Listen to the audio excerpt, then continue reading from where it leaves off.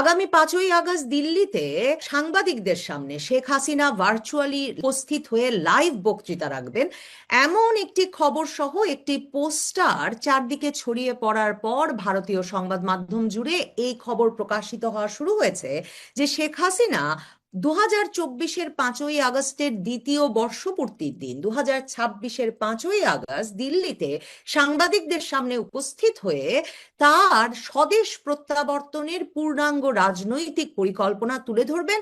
একটা হয়তো আনুষ্ঠানিক ঘোষণাও আসতে পারে। হোম কামিং এই পোস্টারটিতে এমন একটি শিরোনাম দেওয়ার কারণেই সম্ভবত সংবাদ মাধ্যমে এ ধরনের তোলপাড় শুরু হয়েছে। কিন্তু সত্যি কি শেখ হাসিনা প্রকাশ্যে উপস্থিত হবেন, যেমনটা অনেক শীর্ষস্থানীয় পত্রিকা লিখছেন যে তার ফার্স্ট পাবলিক অ্যাপিয়ারেন্স হতে যাচ্ছে 2024-এর 5ই আগস্টের পর, নাকি শেখ হাসিনা অডিওতে ভার্চুয়ালি লাইভ যুক্ত হয়ে বক্তব্য রাখবেন, প্রশ্নের উত্তর দেবেন? আর সত্যিই কি তিনি এত তাড়াতাড়ি এখনই তার পুরো রোড ম্যাপ, রাজনৈতিক পরিকল্পনা, স্বদেশ প্রত্যাবর্তনের প্রকাশ করতে যাচ্ছেন দিল্লিতে আগামী 5ই আগস্ট? আওয়ামী লীগ কি পরিকল্পনা করছে, শেখ হাসিনার কাছ থেকে কি নির্দেশনা আসার প্রত্যাশা রয়েছে, এসব নিয়ে আলোচনায় আমার সঙ্গে যুক্ত হতে যাচ্ছেন আওয়ামী লীগের নেতা এবং সাবেক মন্ত্রী মহিবুল হাসান চৌধুরী নফেল, যিনি নিজেও দিল্লি পৌঁছেছেন শেখ হাসিনার ওই অনুষ্ঠানটিতে যোগ দেওয়ার জন্য। মহিবুল হাসান চৌধুরী নফেল, আপনাকে স্বাগত জানাই।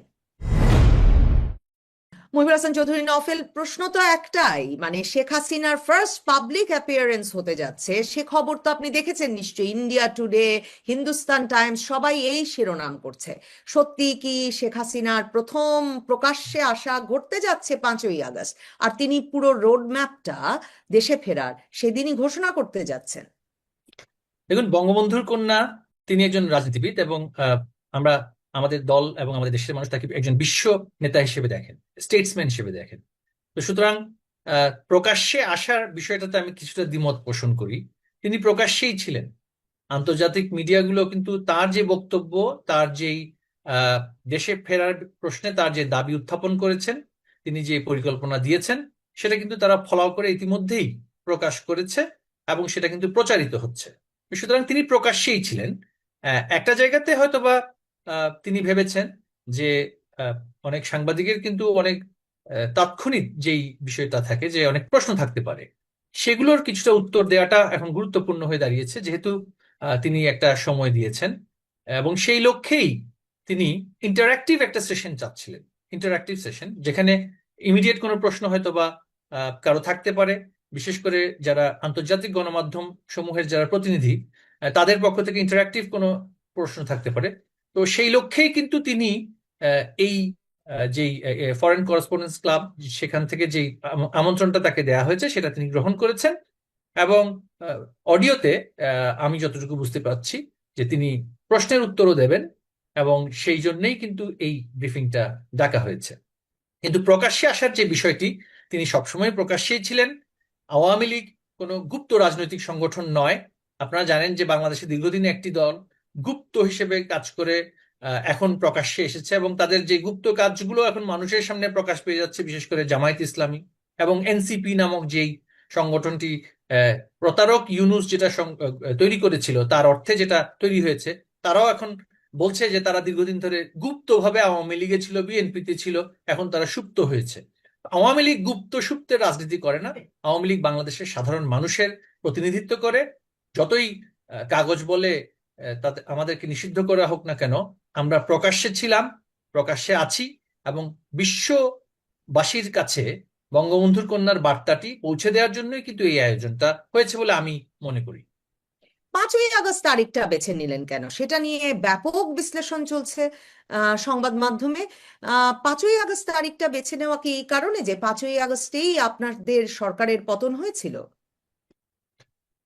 তারিখ বেছে নেওয়ার কাজটা করেছেন আন্তর্জাতিক যেই গণমাধ্যমগুলোর যে প্রতিনিধিগণ, তারা।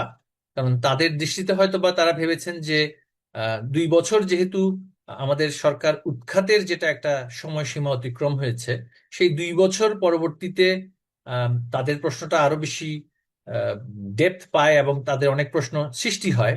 পাশাপাশি আমাদের নেত্রীও একটা ঘোষণা দিয়েছেন, সেই প্রশ্নেই কিন্তু এই তারিখটা হয়তোবা নির্ধারণ করা হয়েছে। আর পাশাপাশি আরো একটা বিষয় আমি এখানে বলতে চাই, এর আগেও আমি আপনাকে বলেছি, সেটা হচ্ছে তিনি একজন রাজনীতিবিদ এবং তিনি একটা বাংলাদেশের সবচেয়ে বড় রাজনৈতিক দলের প্রতিনিধিত্ব করছেন, তার সভাপতি, এবং উপমহাদেশের অন্যতম সুপ্রাচীন এবং সর্ববৃহত্তম অন্যতম রাজনৈতিক দলের তিনি নেতা, এবং বাংলাদেশে একটা রাজনৈতিক সরকার আছে। একজন রাজনীতিবিদ হিসেবে একটি রাজনৈতিক সরকারের উদ্দেশ্যে তিনি যেই দাবিটা রাখবেন তার স্বদেশ প্রত্যাবর্তন নিয়ে, সেটা একটা সময়ের বিষয় থাকে এবং সেই সরকারকে একটা সময় দেওয়ার বিষয় থাকে, তাই না? যেহেতু সেই সরকারকে সেই জিনিসটা অবগত করার কথাই বলি বা সেটা জানান দেওয়ার কথাই বলি এবং দেশবাসীকে জানান দেওয়ার কথা বলি, সেই সময়টা তো তিনি দিতে চান। কারণ তার স্বদেশ প্রত্যাবর্তন কিন্তু আমরা যে শুধুমাত্র সেটাকে একটা মানে আমাদের আমাদের দাবির অংশ হিসেবে বলছি তা কিন্তু নয়। বাংলাদেশের সাধারণ মানুষ সেই স্বদেশ প্রত্যাবর্তনটা চাচ্ছেন এবং সেই লক্ষ্যেই তিনি সাধারণ মানুষকে, সরকারকে এবং দলকে প্রস্তুতিমূলক যেই বিষয়টা সেটাও কিন্তু নিতে হবে, তাই না? আমরা কোনো অঘটন ঘটানোর জন্য কিন্তু শেখ হাসিনার স্বদেশ প্রত্যাবর্তন হচ্ছে না। দেশকে পুনরায় স্থিতিশীলতার পথে নিয়ে আসার জন্য আমাদের সাংগঠনিক রাজনৈতিক দাবির অংশ হিসেবে তিনি সেই সময়সীমা নির্ধারণ করে নয়, সময়সীমা দিয়ে, যাতে অস্থিতিশীলতা সৃষ্টি না হয়, একটি রাজনৈতিক প্রক্রিয়ার মাধ্যমে দেশের প্রতিষ্ঠানগুলোর প্রতিও তার যে আহ্বান, সেটাও তো একটা জানান দিতে হবে। একটি রাজনৈতিক দল সরকারের নেতৃত্ব দিচ্ছে, রাজনীতিবিদরা সেখানে মন্ত্রী এমপি হচ্ছেন, কিন্তু সরকারের যেটা স্থায়ী প্রতিষ্ঠানগুলো, আমরা যদি বলি সরকারের আমলাতন্ত্র, সরকারের বিচার বিভাগ, আহ, বিচার বিভাগ সরকারের বলা হয় না, দেশের যে বিচার বিভাগ, এবং নিরাপত্তা বাহিনী সমূহ যেগুলো আছে, পুলিশ বাহিনী আছে, সেনাবাহিনী আছে, সামরিক বাহিনী অন্যান্য গুলো আছে, তারা তো স্থায়ী অংশ সরকারের, তাই না? তাদের বিরুদ্ধে তো আমাদের রাজনৈতিক দল হিসেবে তাদের কোনো আমাদের কোনো আহ, দাবি নেই, কিন্তু আমাদের চাওয়া আছে। চাওয়াটা হচ্ছে রাষ্ট্রের প্রতিষ্ঠান হিসেবে তাদের কাছে সাধারণ মানুষের প্রত্যাশা আছে। প্রত্যাশাটা হচ্ছে তারা রাষ্ট্রের বাহিনী হবেন, রাষ্ট্রের বিভাগ হবেন, রাষ্ট্রের প্রতিষ্ঠান হবেন, এবং সেইভাবে করে নিরপেক্ষভাবে তারা তাদের ডিউটি, যেটা কনস্টিটিউশনাল যে ডিউটি, সেটা সম্পন্ন করবে। এখানে কোনো অবৈধ, অসাংবিধানিক, অন্যায্য, অন্যায় নির্দেশ যদি দেয়া হয়, সেটা তারা অগ্রাহ্য করবেন।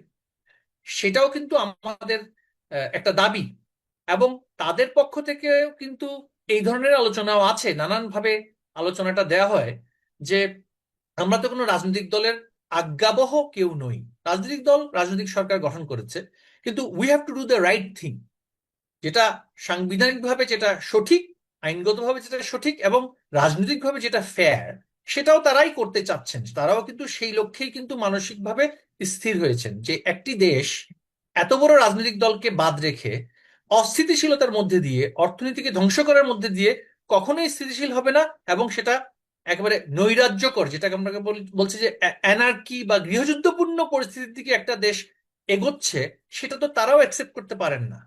এই কারণেই ইউনূস 18 মাস পরে কিন্তু তাকে চলে যেতে হয়েছে। এবং এই সরকারের কাছে একটা বার্তা, তারা 18 মাসের বেশি যদি থাকতে চান, পূর্ণ মেয়াদে যদি রাজনীতি বা সরকারে থাকতে চান, তাদেরকেও কিন্তু একটা স্থিতিশীলতার পথেই হাঁটতে হবে। নৈরাজ্য, বিশৃঙ্খলা, অসাংবিধানিকতা, অন্যায্য রাজনৈতিক সিদ্ধান্তের মাধ্যমে কিন্তু কোনো সরকারই টিকে থাকতে পারে না, এটাও কিন্তু একটা বার্তা। মানে শেখ হাসিনার রোড ম্যাপটা কি? মানে আপনারা আলোচনার আহ্বান জানাবেন, মানে আলোচনার সুযোগের আহ্বান জানাবেন বিএনপি সরকারের সঙ্গে, যে মানে কিভাবে ফিরবেন? মানে এটা তো সবসময় আন্তর্জাতিক সংবাদ মাধ্যমে ঘোষণা এলো, শেখ হাসিনা ডিসেম্বরের মধ্যে ফিরবেন বলেছেন। এখন কি উনি মানে এর চেয়ে আরো একটা সুনির্দিষ্ট তারিখ আসতে যাচ্ছে? অনেকে তো বলছেন যে আপনারা প্রস্তুতি শুরু করেছেন, মিটিং করছেন ডিসেম্বরের আগেই, মানে মানে এর আগেই এমন একটা সুযোগ হয়ে যেতে পারে। এখনই নাকি আপনাদেরকে রীতিমতো ব্যাগ বেঁধে রাখতে বলা হয়েছে, এরকমও বিভিন্ন মানে সূত্রে খবর পাওয়া যাচ্ছে। তো মানে আপনাদের রোড ম্যাপের এর পরবর্তী পর্যায়টা কি? এই যে রোড ম্যাপ আসবে বলে যে সংবাদ মাধ্যম লিখছে, সেটা খুব একটা আগ্রহের বিষয়। একটা সুনির্দিষ্ট তারিখ আসতে যাচ্ছে কিনা শেখ হাসিনার তরফে, আপনার কি মনে হয়? দেখুন, কোনো ধরনের তারিখ দেয়া বা সেখানে কোনো ধরনের সুনির্দিষ্টকরণ, সেটা কিন্তু একটা নাটকীয়তার অংশ হয়ে যায়। আওয়ামী লীগ একটি রাজনৈতিক দল। আমরা নাটকীয়তায় বিশ্বাস করি না, আমরা প্রক্রিয়ায় বিশ্বাস করি। যে ট্রানজিশন, একটা ইনক্লুসিভ পলিটিক্সে বাংলাদেশ যাতে করে একটা ট্রানজিশন হয়, সেখানে যাতে করে আমরা রূপান্তর হতে পারি, সেই লক্ষ্যে আমাদের যে চাহিদাগুলো, রাজনৈতিক চাহিদাগুলো, সেটাকে তুলে ধরা। আমরা বিচারিক প্রক্রিয়া যেটা যেটা চলমান থাকার কথা ছিল, সেটা যে অন্যায্য হয়েছে এবং অবৈধ হয়েছে, সেগুলো বাদ দিয়ে সেগুলোকে নতুন করে প্রক্রিয়াগুলোকে শুরু করা। এবং 5ই আগস্টের পূর্বে এবং তার পরবর্তীতে যেই ধরনের অবৈধতাগুলো সৃষ্টি হয়েছিল, যেমন আমরা যদি বলি সরাসরি যে দায় মুক্তি দেওয়া হয়েছে খুনিদেরকে, যারা কনফেস করেছে যে আমরা মানুষ মেরেছি, হত্যা করেছি, পুলিশ মেরেছি। আওয়ামী লীগের নেতাকর্মী না, সাধারণ নেতাকর্মীদেরকেও কিন্তু হত্যা করা হয়েছে, সাধারণ মানুষকে হত্যা করা হয়েছে। সেই বিষয়ে যে তারা অবৈধভাবে, অসাংবিধানিকভাবে দায় মুক্তি দিয়ে দিল, যে বিচার করা যাবে না, সেই বিচারের দাবি বাংলাদেশের সাধারণ মানুষের সৃষ্টি হয়েছে। আমরা সেই বিচার চাই, আমরা সেই লক্ষ্যে ট্রানজিশন চাই। আবার পাশাপাশি দাঙ্গাপূর্ণ অবস্থায় যে ধরনের আহত নিহত হওয়ার ঘটনা ঘটেছে, সেখানে ব্যক্তিগত যে দায় চাপিয়ে দেয়া হচ্ছে, সেখানে যে আমার শুধু দায় নাই এবং আমার প্রতিপক্ষেরও দায় ছিল। যারা দাঙ্গা সৃষ্টি করেছে তাদেরও দায় আছে, যারা দাঙ্গা প্রতিহত করেছে তাদেরও দায় আছে। তো সেখানে তো একটা রাষ্ট্রীয়ভাবে একটা রিকনসিলিয়েশন করার প্রয়োজন আছে, যে আপনি শুধুমাত্র আহ, এক পক্ষের এক পক্ষকে দায়মুক্ত করবেন, আরেক পক্ষের উপরে দায় চাপিয়ে দিবেন। এই অন্যায্যতা থেকে বাংলাদেশকে মুক্ত করারও বিষয় আছে। সেই যেই, আমি যদি বলি শব্দটা সেভাবে হবে কিনা, রিকনসিলিয়েশন শব্দটা আমি ব্যবহার করার চেয়ে আমি বলবো যে ফেয়ারনেস, ন্যায্যতার জায়গাতে আমাদের হাঁটতে হবে। বারবার এই যে একটা কথা বলা হচ্ছে বাংলাদেশে যে ইনসাফ ইনসাফ, আমার প্রতি তো ইনসাফ হয়নি, সাধারণ মানুষের প্রতি ইনসাফ হয়নি। এবং 5ই আগস্ট পূর্বে এবং তার পরে যারা সেই সেই যেই আপরাইজিং, আমি যদি বলি দাঙ্গাপূর্ণ অবস্থার মধ্যে যেই যারা প্রাণ হারিয়েছে, সেটা আবু সাইদ হতে পারে, সেটা আমার সোলেমান হতে পারে, সেটা মুগ্ধ হতে পারে, সেটা 600 হোক 700 হোক, যারাই মারা গিয়েছেন তাদের প্রতি তো সেটা ইনজাস্টিস করা হয়েছে। কারণ আপনি একটা পক্ষকে ঢালাওভাবে দায় মুক্ত করে দিলেন। তারা যে হত্যা করেছে, তারা প্রকাশ করেছে, তারা ঘোষণা দিয়েছে, তাকে আপনি দায়মুক্ত করে দিলেন। আর আমাকে নিষিদ্ধ করে, কারান্তরীণ করে, আমাকে হত্যা করে আমার উপরে দায় চাপিয়ে দিলেন। এই যে একটা বলবো যে চাপিয়ে দেওয়া ইল্লিগ্যালিটি, সেটার ব্যাপারে সাধারণ মানুষ কিন্তু আজকে ক্ষুব্ধ। যে তারা জানতে চায় তো হৃদয় তরুয়াকে কারা হত্যা করেছে, তারা জানতে চায় ওয়াসিমকে কারা হত্যা করেছে, সেটা আমি হত্যা করলে তদন্ত করে সেটা জাতির কাছে প্রকাশ করুন। আপনি একপক্ষীয়ভাবে যা করছেন সেটা তো তদন্তযোগ্য, তো সেটা তো অবৈধ শুধু নয়, সেটা জাতির সাথে প্রতারণা করা। আপনি শেখ হাসিনার একটা আহ, বক্তব্য বা আলোচনা বা কথোপকথনকে বেস করে কিছু উপন্যাসের তথ্যপত্র লাগিয়ে দিয়ে ফিকশনাল স্টোরি তৈরি করে ক্যাঙ্গারু কোর্টের মাধ্যমে বঙ্গবন্ধুর কন্যা, আমাদের 15 বছরের না 20 বছরের প্রধানমন্ত্রীকে আপনি ফাঁসির আদেশ দিয়ে দিলেন। এই যে জাতীয় প্রতারণা, আন্তর্জাতিক প্রতারণা খুনি ইউনূসের সরকার করেছে, এই প্রতারণা থেকে তো জাতিকে মুক্ত করতে হবে। এবং এর জন্য সেই সত্যিকারের ইনসাফ, সেই সত্যিকারের জাস্টিস আমরা যদি বলি, সেটা প্রতিষ্ঠা করার জন্য কিন্তু সকল কিছুকে উন্মোচিত করতে হবে জাতির সামনে। আমি যদি দায়ী হই, আমার শাস্তি হবে, কিন্তু আমার দায়টা কোথায় সেটা কিন্তু তদন্ত করে প্রকাশ করুন। কিন্তু আপনি আমাকে স্তব্ধ করে, আমাকে নিষিদ্ধ করে, আমার মুখ বেঁধে রেখে একপক্ষীয় বিচার করেছেন। যারা মারা গিয়েছে, শহীদ হয়েছে, হত্যা করা হয়েছে যাদেরকে, তাদের প্রতি সেটা জাস্টিস হয়নি। এই ট্রানজিশনের জায়গায় এই কথাগুলো কিন্তু আমাদের বলার আছে, এবং এই কথাগুলো জাতির দাবি, জাতির বিবেক আজকে জাগ্রত হয়েছে। শেখ হাসিনা সেই কথাগুলোই কিন্তু আন্তর্জাতিক গণমাধ্যমের সামনে সেগুলো উপস্থাপন করবেন। নতুন নতুন মামলা হচ্ছে, এই অবস্থায় আপনার মনে হয় বা আপনারা মনে করছেন নতুন নতুন মামলা হচ্ছে, ধরেন হেফাজতের মামলা ট্রাইব্যুনালে আনা হয়েছে, এমনকি এসব ঘটনায় সেনা কর্মকর্তাদের গ্রেফতার করা হচ্ছে, বিচারের মুখোমুখি করা হচ্ছে, মানে আমার প্রশ্ন হচ্ছে আপনাদের ঠিক কেন মনে হচ্ছে যে এই সরকার একটা রিকনসিলিয়েশন, ইনসাফ বা ন্যায্যতার পথে হাঁটবে, নাকি আপনারা আসলে অন্য নানা জায়গা থেকে গ্রিন সিগন্যাল পাচ্ছেন? এমনকি এই যে ফরেন করেসপন্ডেন্স ক্লাব, মানে ভারতে বসা, দিল্লিতে বসা যে বিদেশি শীর্ষস্থানীয় আন্তর্জাতিক সংবাদ মাধ্যমগুলো, তাদের প্রতিনিধিদের আপনাদের নিয়ে এই অতি উৎসাহের কারণটা কি? আন্তর্জাতিক যারা নীতি নির্ধারক, বিশেষ করে পশ্চিমা বিশ্বে, তাদের কাছে একটা জিনিস পরিষ্কার হয়ে গিয়েছে যে এই তথাকথিত অভ্যুত্থান সেটা একটা উগ্র ডানপন্থী এবং ধর্মীয় আমি যেটা বলি এক্সট্রিমিস্ট মিলিটেন্ট, যারা জঙ্গি, তাদের হাতে কিন্তু চলে গিয়েছে। প্রাতিষ্ঠানিকভাবে বাংলাদেশে আজকে তাদের এই জঙ্গিবাদকে প্রতিষ্ঠা করার জন্য কাজ হচ্ছে। আপনি জানেন যে মেজর জিয়া, যার বিরুদ্ধে মার্কিন যুক্তরাষ্ট্রের সরকার বাউন্টি দিয়েছে $5 মিলিয়ন তাকে ধরিয়ে দিতে পারলে, সেই মেজর জিয়াকে মুক্ত করার জন্য, তার দণ্ড মওকুফ করার জন্য কিছু অবসরপ্রাপ্ত অফিসার তার জন্য তদবির করছে। যারা জঙ্গিবাদের সাথে সম্পর্কিত তাদেরকে এখন শহীদ হিসেবে প্রতিষ্ঠিত করার কাজ হচ্ছে। সুতরাং আন্তর্জাতিক মহল কি জানে না যে বাংলাদেশটা একটা জঙ্গিবাদী গোষ্ঠীর হাতে চলে গিয়েছে? আর রাজনৈতিকভাবে যারা দায়িত্বে আছেন তারা কতটুকু নিয়ন্ত্রণে আছে আর কতটুকু আমাকে দমন করার কাজ করছেন স্থিতিশীল না করে, সেটা তো এখন পরিষ্কার হয়ে গিয়েছে। তাদের যে ইন্টেনশন, একটা কথা আমি আগেও বলেছি যে মর্নিং শোজ দ্য ডে, সেই মর্নিং এই তো গলতটা তৈরি হয়ে গিয়েছে। আপনি বাংলাদেশ সেনাবাহিনীর যে অফিসাররা, বাংলাদেশ পুলিশের যে অফিসাররা রাষ্ট্রের রাজনৈতিক সিদ্ধান্ত বাস্তবায়ন করেছেন, because they are discipline force, তাদের নিজস্ব কোনো মতামত দেওয়ার কোনো স্কোপ সেখানে নেই। আপনি আজকে পুরো প্রতিষ্ঠানটাকে আপনি প্রশ্নবিদ্ধ করছেন। আপনার ডিজিএফআই একটা প্রতিষ্ঠান, আপনি সেখানের কর্মকর্তাদেরকে ধরে ধরে কাঠগড়ায় দাঁড় করিয়ে তাদেরকে ফাঁসির আসামি করছেন। পুলিশ একটা প্রতিষ্ঠান, তারা জঙ্গি দমনে কিন্তু সারা বিশ্বে উদাহরণ হিসেবে কিন্তু প্রতিষ্ঠিত হয়েছিল, তাদেরকে আপনি ফাঁসি দিয়ে দিলেন। একটা দাঙ্গা বিক্ষুব্ধ পরিস্থিতিতে আত্মরক্ষার্থে সে কি করেছে তার জন্য আপনি তাকে ফাঁসি দিয়ে দিচ্ছেন। এবং এই তথাকথিত যে কোর্ট আপনারা এস্টাবলিশ করেছেন, তারা এস্টাবলিশ করেছে, আপনারা বলতে আমি বলছি যে তারা এস্টাবলিশ করেছে, সেখানে সকল কিছুর বিচার তারা করতে চায়। তারা সেখানে বাংলাদেশের যে প্রচলিত ফৌজদারি কার্যবিধি, ক্রিমিনাল প্রসিজিয়ার, সেটার কোনো বালাই নেই সেখানে। যেখানে আপনাকে কিন্তু প্রমাণ করতে হবে বিয়ন্ড রিজনেবল ডাউট আমি দোষী, সেই বিয়ন্ড রিজনেবল ডাউটে আপনি যাচ্ছেন না।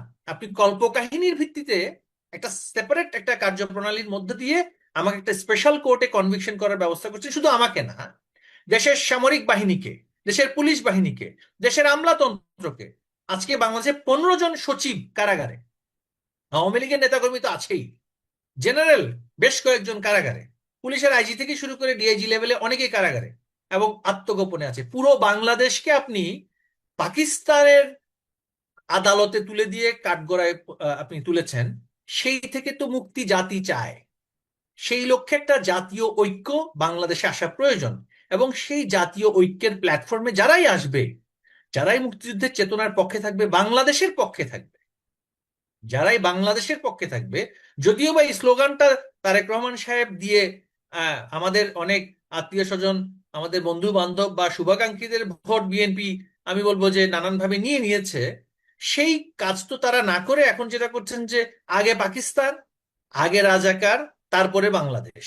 এই যে একটা জাতির যে একটা যে আমরা যে একটা মোহ থেকে আজকে আমাদের মোহভঙ্গ হয়েছে সাধারণ মানুষের, সেই মোহভঙ্গের বিষয়টা তো বঙ্গবন্ধুর কন্যা প্রথম থেকেই বলে আসছিলেন যে যাদের অতীত বলে এই কর্মের সাথে তারা যুক্ত, তারা কিভাবে সামনের দিকে বাংলাদেশকে নিয়ে যাবে। গ্যাস নেই, পানি নেই, বিদ্যুৎ নেই, আজকে ব্যাংকের অর্থ সেখানে রিফাইন্যান্সিং হচ্ছে না, কারখানার পর কারখানা বন্ধ হয়ে যাচ্ছে। রাজধানী ঢাকার কথা তো আমরা সকলেই জানি, ঢাকার বাইরে সাধারণ মানুষ দারিদ্র্য সীমার নিচে যেভাবে করে দ্রুত গতিতে সেখানে পতন হচ্ছে। যেই বাংলাদেশ একটা ইমার্জিং টাইগার হিসেবে আমরা দেখেছিল পশ্চিমা বিশ্ব, এখন তারা দেখছে সেটার থেকে টেরোরিজম এক্সপোর্ট হবে, ভায়োলেন্ট এক্সট্রিমিজম এক্সপোর্ট হবে। এবং সেই জায়গাতে কিন্তু আন্তর্জাতিক মহল সেই গ্রিন সিগন্যাল বলুন, বা তাদের যে শুভ বার্তা বলুন, সেটা কিন্তু একেবারে দিনের আলোর মতো পরিষ্কার। সেটা দিনের আলোর মতো পরিষ্কার, কারণ প্রচুর বাংলাদেশি আমেরিকাতে থাকে, ইউকেতে থাকে, ইউরোপে থাকে।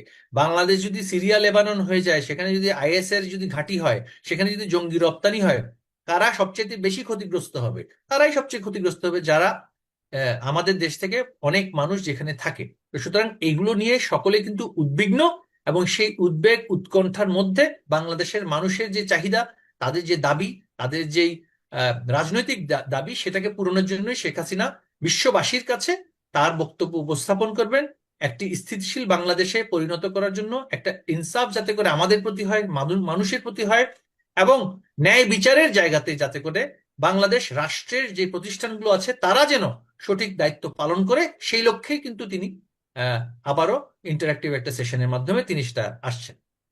শেষ প্রশ্ন। সংবাদ মাধ্যম, ভারতের সংবাদ মাধ্যম এটাও মনে করাচ্ছেন যে একটা সম্ভাবনা তো আছে সেপ্টেম্বরের 12-13 তারিখে প্রধানমন্ত্রী তারেক রহমানের ভারত সফরের।